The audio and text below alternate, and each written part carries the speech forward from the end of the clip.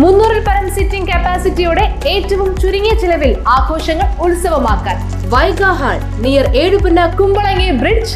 Contact 9645600115 9961100115.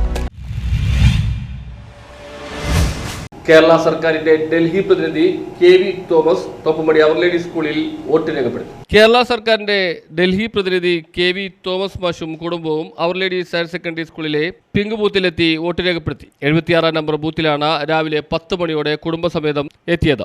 ഭാര്യ ഷേർലിയും Thomas മാഷിനോടൊപ്പം ഉണ്ടായിരുന്നു. നല്ല പോളിംഗ് ശതമാനം ഉണ്ടെന്ന് കെ.വി. തോമസ് വ്യക്തമാക്കി. 18ാമത് ലോക്സഭയിലേക്കുള്ള തിരഞ്ഞെടുപ്പാണ് നടക്കുന്നത്. കേരളം 2ാമത്തെ തട്ടിലാണ് നടക്കുന്നത്. വളരെ വാശിയേറിയ തിരഞ്ഞെടുപ്പ്.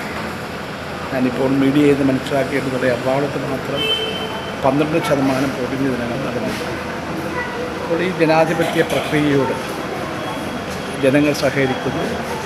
ഞാൻ വോട്ട് ചെയ്ത ബൂത്തിലും ധാരാളം സ്ത്രീകളുണ്ട്. ഈ തിരഞ്ഞെടുപ്പിൽ കണ്ടൊരു പ്രത്യേകത സ്ത്രീകളുടെ വലിയ പങ്കാളിത്തമാണ്.